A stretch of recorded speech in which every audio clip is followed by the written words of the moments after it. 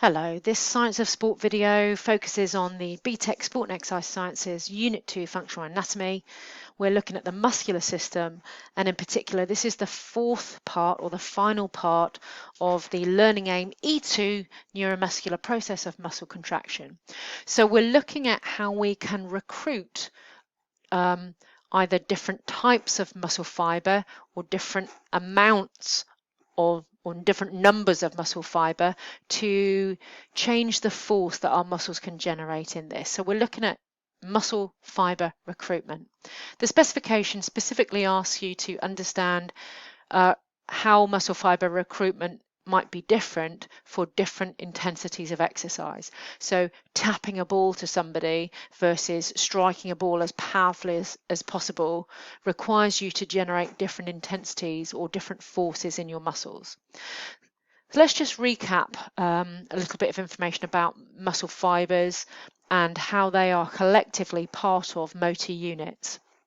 So to remind you, a motor unit involves a nerve cell, a neuron, and any fibres that it controls. So this example on the left is a single nerve cell connected to 5 muscle fibres. So this is a relatively small motor unit.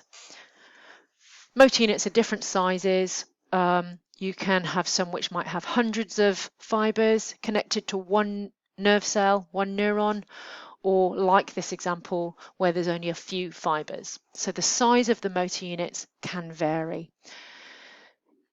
Any single muscle, though, is likely to have multiple motor units to control the fibres in it. So on the right here, we've got from the spinal cord a purple nerve connecting to purple fibres, a blue nerve connecting to blue fibres, and a red nerve connecting to red fibres. So in the biceps brachii, this muscle here, we've got multiple motor units. Now we don't necessarily use them all at the same time, and we'll talk about how to change the force of contractions based on how many motor units we recruit. The other thing to note is that these motor units might be different types of fibres. So for example, the red motor unit might be a slow oxidative motor unit. What that means is these red fibres are slow twitch fibres, your type 1 fibres. It could be that the blue motor unit is a type 2A motor unit, meaning that the blue fibres are FOG fibres, fast oxidative glycolytic, or type 2A fibres. And it could be that the purple fibres are your type 2X fibres, your fast twitch fibres, fast glycolytic. Okay. If you need to generate bigger or smaller forces, it might determine which motor units and therefore which fibres you recruit to do the job.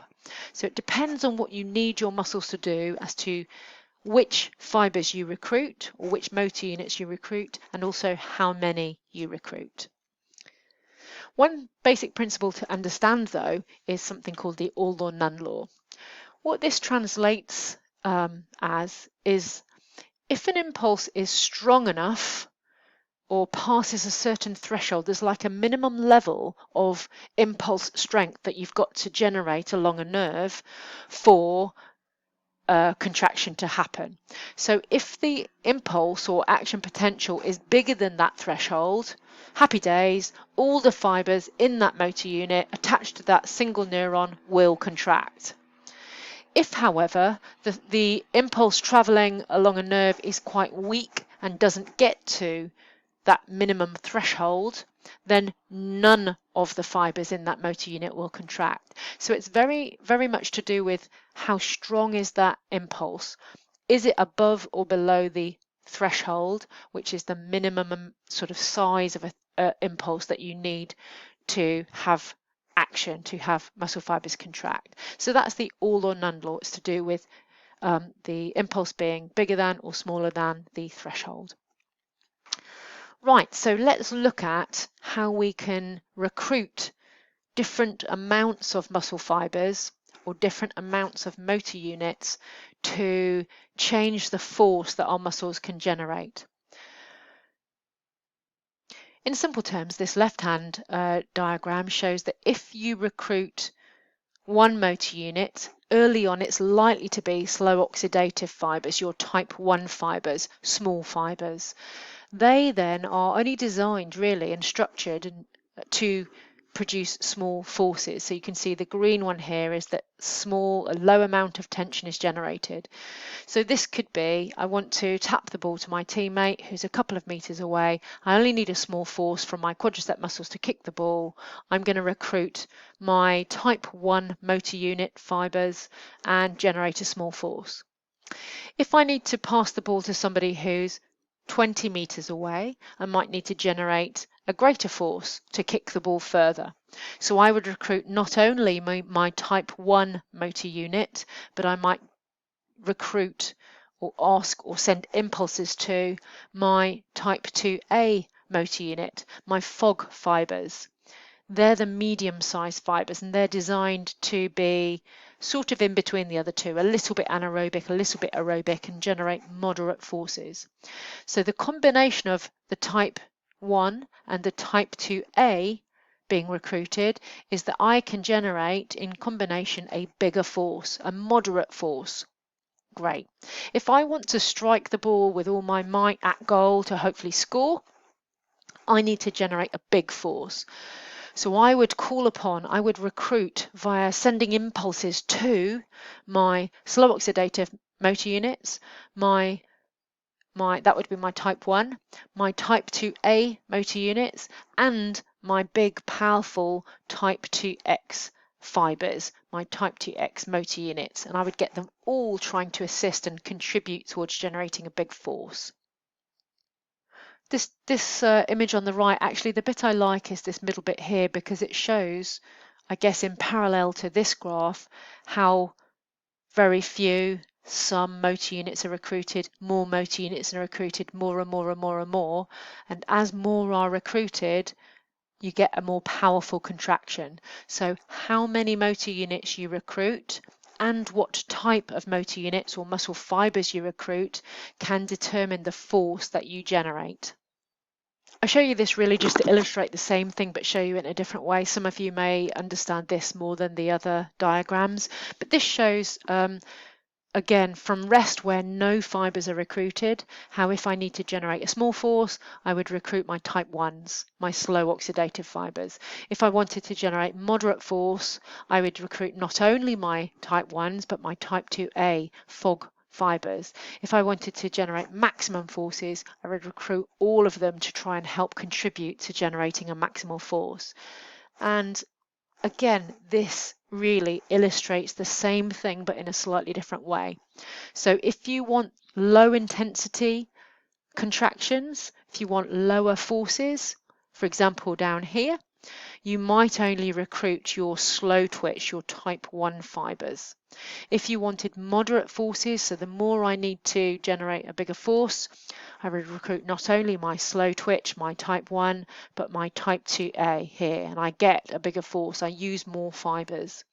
If I want maximal force, as we know already, we recruit type 1, type 2A, and type 2X fibers. So the greater the intensity, the more type 2A and type 2X I would recruit. Just to reiterate and exaggerate a point I think I made earlier, that motor units can be different size in themselves. So typically speaking, slow oxidative or type 1 fibers are part of quite small motor units. They're not normally required to generate big forces, so there's not necessarily lots of fibers connected to a neuron making up a slow oxidative motor unit, a type 1 motor unit. Fast twitch or our type 2X motor units tend to have lots of type 2X fibers connected because typically their role is to generate big forces, and the more fibers within this motor unit, so if an impulse comes down here, you get lots of type 2X fibers contracting and we generate a big force. It's kind of logical really, but I just wanted to make that point extra clear. Lastly, before I show you an exam question or two, it's worth being aware of what we would describe as postural muscles. So a lot of the muscles around your body are activated, are called upon or recruited to work for postural purposes. It's likely that when we're stood up, we don't necessarily fall to the floor, we maintain standing posture. And that's because some motor units have been recruited to contract. It's not all the motor units in a muscle, because else we would be rigid. We have a few motor units that are recruited to maintain a partial contraction of the muscle to keep us in position. A good example perhaps is latissimus dorsi or our trapezius in our back. We have some of the motor units in those big back muscles that are activated to contract to help us keep upright and not slouch. And sometimes when we sit at our computers or sit in the car, we end up all rounded shouldered and slouched down, and it's because those have basically our brain's not telling some motor units to contract. If you think about activities like gymnastics, which are constantly requiring the gymnast to maintain different body positions, their muscles are recruiting, their brain are recruiting some motor units to maintain partial contraction of the muscles. And I guess one term perhaps to understand is when we have muscles that are in partial contraction most of the time, we would describe that as them having muscle tone. Okay, so there's muscle tone when there's some level of contraction fairly constantly. Okay, so let's just have a quick look at some exam questions that you might come across for this particular topic. So, bit of context, Spencer is a cyclist. He takes part in a long distance race. There's a clue. He recruits different types of muscle fibres to meet the changing demands of the race.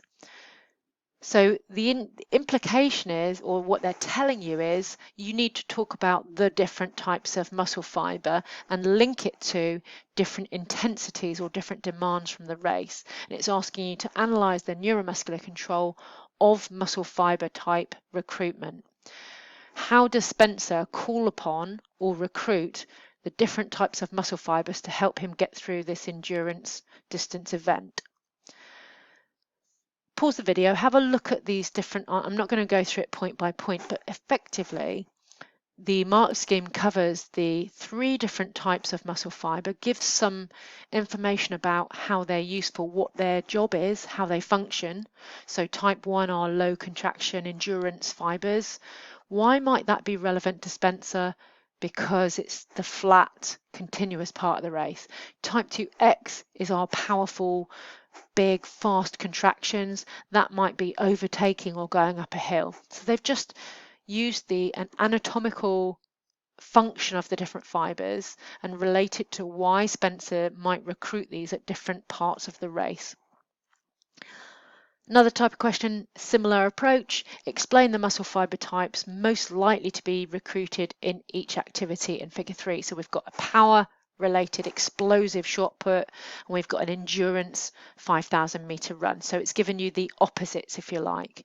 And again, the mark scheme for the shot putter says they're going to recruit possibly these. It actually gives you opportunity to talk about lots of them as long as you justify why that is.